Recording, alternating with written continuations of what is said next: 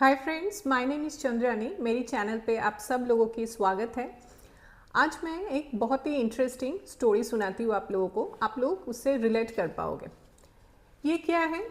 ये है post it paper. हम सब जानते हैं। अब 1968 में 3M कंपनी, एक अमेरिकन कंपनी, उस कंपनी के अंदर एक साइंटिस्ट को ग्लू बनाना था। तो वो बहुत रिसर्च कर रहा था, ग्लू बनाना है उनको। उन्होंने बनाया अभी, मगर वो ग्लू इतना स्ट्रॉन्ग नहीं बना। वो एक बहुत ही वीक ग्लू बन गया है। कोई स्ट्रॉन्ग चीज़ तो छोड़ दो, उसके साथ एक पेपर भी नहीं चिपकाता था। मतलब उस ग्लू से एक पेपर भी चिपकाया नहीं जा सकता था। तो सालों तक वो ग्लू पड़ा रहा, किसी ने हाथ भी नहीं लगाया, उसको देखा भी नहीं वो काम करेगा ये कि नहीं। एक दिन क्या हुआ, उस कंपनी के अंदर एक जेंटलमैन को एक प्रॉब्लम हो गया है। अब उन्होंने उस प्रॉब्लम को, सॉल्यूशन को ढूंढने के लिए उन्होंने एक बुक लिया, मोटी सी किताब। अब उसको पढ़ने लगा है। एक दिन में तो ख़त्म नहीं होगा। तो अब उनको लगा कि एक कोई मतलब ऐसा चीज़ होता कि आज मैं चिपका के जाता, कल आके उसी जगह से ओपन कर पाता तो बढ़िया होता। अचानक से उनके दिमाग में वो ग्लू के बारे में याद आया है। उन्होंने गया, वो ग्लू उठाया, एक पेपर में लगाया और उसको बुक के अंदर चिपका दिया। अगले दिन आके बड़ी आसानी से वहाँ से खोला और फिर पढ़ के निकल गया। ऐसे ही बना ये पोस्ट इट पेपर। अब उसके बाद वर्ल्ड वाइड कितना यूज़ होता है इस पोस्ट इट पेपर की। हर ऑफिस में इसकी यूजेस है। सारी इंपॉर्टेंट नोट लिख के लोग पोस्ट इट पेपर पे छोटा छोटा चिपका देता है। स्टडीज़ में यूज़ होता है। घर पे फ्रिज के ऊपर बच्चे चिपका के चला जाता है। बहुत ही ज़्यादा यूज़ होता है। अच्छा, इस पे लिखेगा इंपॉर्टेंट नोट ही, मगर एक बार लिख के फिर फेंक देगा। इसका मतलब लो कमिटमेंट, हाई यूटिलिटी। अच्छा, ये ग्लू अपने स्ट्रॉन्गनेस की वजह से फेमस नहीं हुई थी।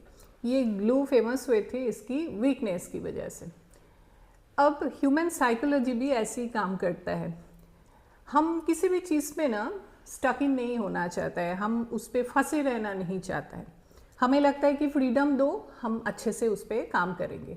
कोई भी आइडिया इतना बुरा नहीं होता है कि लोग उसको रिजेक्ट कर दे। लोगों को लगता है कि ये आइडिया अगर लूँ तो इसके साथ कमिटमेंट में रहना पड़ेगा बहुत दिनों तक। लोगों को अगर फ्रीडम दोगे तो वो अच्छे से काम भी करेगा, उसके ऊपर एक्सपेरिमेंट भी करेगा।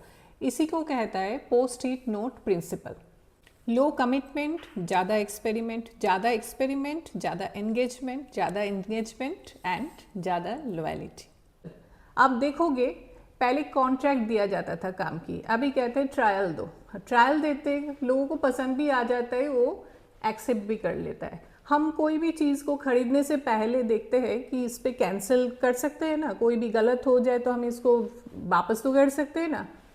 वही चीज़ है। कोई भी सर्टिफिकेशन कोर्स से ज़्यादा पसंद आता है लोगों को वर्कशॉप।